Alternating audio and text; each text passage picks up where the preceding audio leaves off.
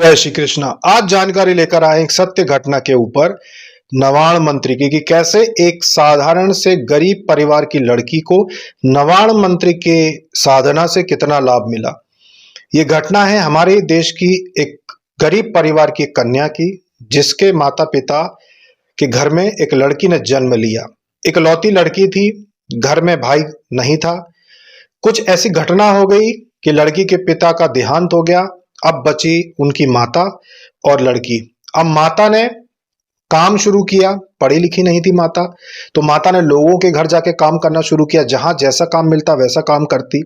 प्रतिदिन मंदिर जाती, सुबह उठकर अपनी बेटी को भी अपने साथ मंदिर ले जाती। माता के मंदिर में जाने के कारण जो बेटी थी, बेटी के मन में ये लगन हो गई कि मुझे भी माता की साधना करना चाहिए, मुझे भी माता का जाप करना चाहिए। तो जाप करना साधना ही होता है, तो उन्होंने मंत्र जाप शुरू किया। हम उसको साधना कह रहे हैं कि उन्होंने साधना शुरू की। तो नवाण मंत्र उन्होंने माता का जाप करना शुरू किया।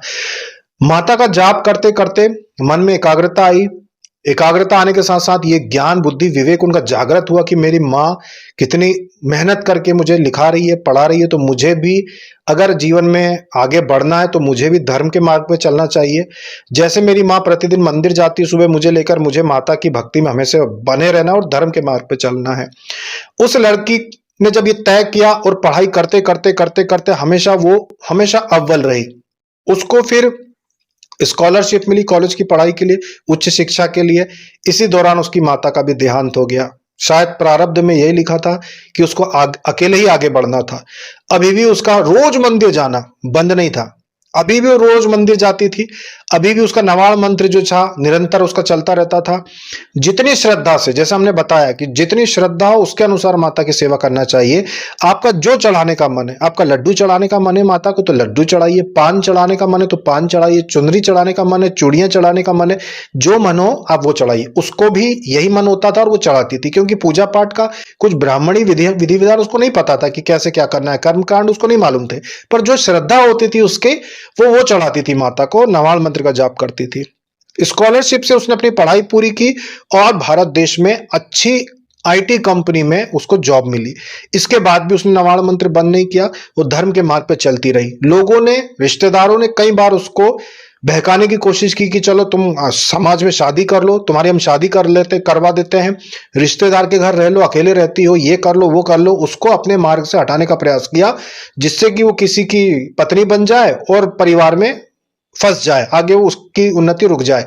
लेकिन उसको याद था कि मेरे माता पिता ने कैसे दिन देखे हैं, कितने गरीब परिवार से मैं आई हूं, कैसे मेरी माँ प्रतिदिन दूसरी शादी करने के बजाय प्रतिदिन मेहनत करती थी, मुझे लिखाती पढ़ाती थी, रोज मंदिर लेके जाती थी, तो मैं धर्म के मार्ग को नहीं छोड़ूंगी। वो धर्म के मार्ग पे चलती रही। उन्होंने पढ़ाई के साथ साथ और बड़ी कंपनियों में प्रयास जारी रखा और बड़ी कंपनी में उनकी नौकरी लगी। उसके बाद वो विदेश चली गई।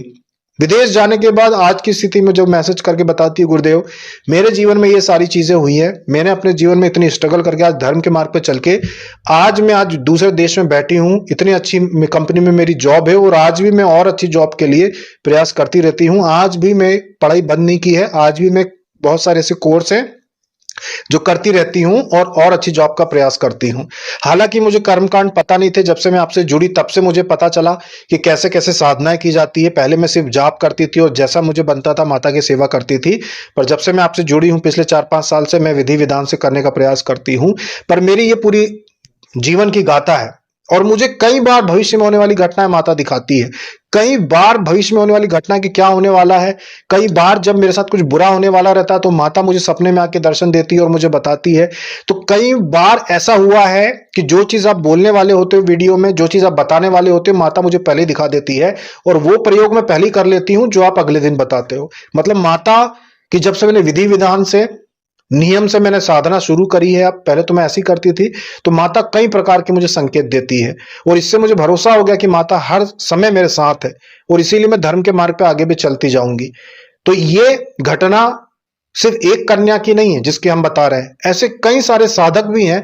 ये तो सिर्फ एक कन्या, एक लड़की है जो आज अपने पैरों पे खड़ी है, जिसे गर्व है कि आज वो कहाँ, उसकी मम्मी कहाँ स्ट्रगल करके और उसको पढ़ाती थी और आज वो कहाँ विदेश में रहकर अपने पैरों पे खड़ी है। और सब उसकी वाहवाही करते हैं।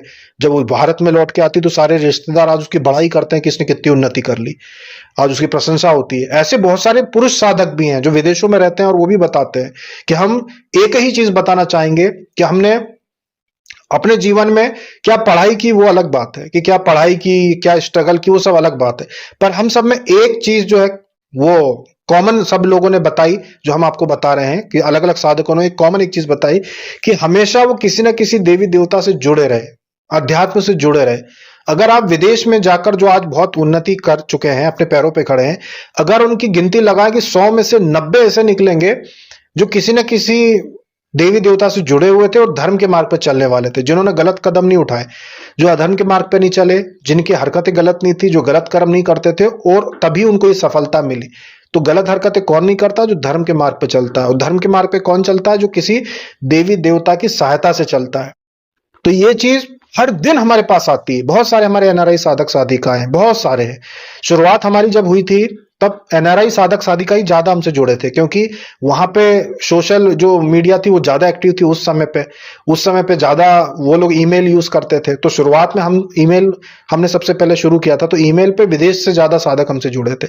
आज भी विदेशी जो साधक साधिका हैं वो बहुत लंबे समय से जो जुड़े हुए हैं, वो अलग ही उनका एक ग्रुप बना हुआ है कि अलग ही उनके नंबर हमारे पास सेव हैं, और वो बताते हैं उनका जो जब जब वो साधनाएं करते हैं, जब जब वो किसी प्रकार का हमको भी सहयोग करते हैं, वो कई चीजों में कई जानकारी हम उनसे लेते हैं। जब जैसे कुछ साधकों ने कुछ पूछा विदेश के विषय में, तो हम उनसे पूछते हैं कि भाई ये फैसला इनका सही है कि नहीं है।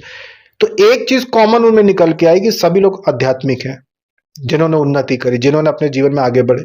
तो ये नवाण मंत्र करने वाली साधिका, जिनको दृष्टि लगभग लगभग मिल चुकी है, अब दृष्टि उनकी खुली जाएगी, जिनको दृष्टि मिल चुकी है, नवाण मंत्र और मां दुर्गा की सेवा करने के कारण आज वो वहां तक पहुंच चुकी है, तो कोई भी पहुंच सकता है। तो आप में भी जो साधक साधिकाएं आज स्ट्रगल कर रहे हैं, जो किसी न किसी देवी देवता पे आस्था रखकर धर्म के मार्ग पे चल रहे हैं, विश्वास रखना, हमेशा और आगे बढ़ने का प्रयास करना, आप भी ऐसे ही सफलता पाएंगे जैसे इस साधिका ने पाई है। और आप भी पहुंचे। हमेशा अपने आप को किसी न किसी देवी देवता से जोड़ के चले, भले ही आप अपने इष्ट भगवान से जोड़ के चले, चाहे वो शिव जी हो, चाहे भगवान श्री कृष्ण हो, किसी भी इष्ट भगवान को चुनकर उनसे जुड़कर आप चले, पर धर्म के मार्ग पे चलेंगे तो आपको सफलता जरूर मिलेगी। और नवाण मंत्र को तो हमने आपको पहले ही बताया है कि नवाण मंत्र सबसे ज्यादा दिव्य दृष्टि खोलने वाला मंत्र है। सबसे ज्यादा नवाण मंत्र से साधिकाओं को हमने देखा है जाप करते हुए, साधिकाएं ज्यादा करती हैं माता की सेवा, तो ज्यादा देखा हमने नवाण मंत्र की जाप करते हुए साधिकाओं को। तो नवाण मंत्र कि ये सत्य घटना है कि नवाण मंत्र ने कई साधिकाओं का जीवन बदला है। आप भी अगर साधिकाएं और आपको कुछ समझ में नहीं आता तो नवाण मंत्र को थाम लीजिए कि नवाण मंत्र को मैं अब जप करूंगी और अपने जीवन में आगे बढ़ूंगी। इसीलिए जब कोई स्टूडेंट या विद्यार्थी आते हैं तो सरस्वती साधना, सरस्वती मंत्र अपनी जगह है, लेकिन हम नवाण मंत्र उनको ज्यादा करने को कहते हैं कि आप नवाण मंत्र करो, जिससे कि वो भी वहां पहुंचे जहां ऑलरेडी एग्जाम्पल दिए हुए हैं, उदाहरण मिल चुके हैं हमें कि नवाण मंत्र करने वाले आज विदेशों में कितनी उन्नति कर रहे हैं और आध्यात्मिक होकर चल रहे हैं। तो इसीलिए आप भी नवाण मंत्र के प्रभाव को समझो।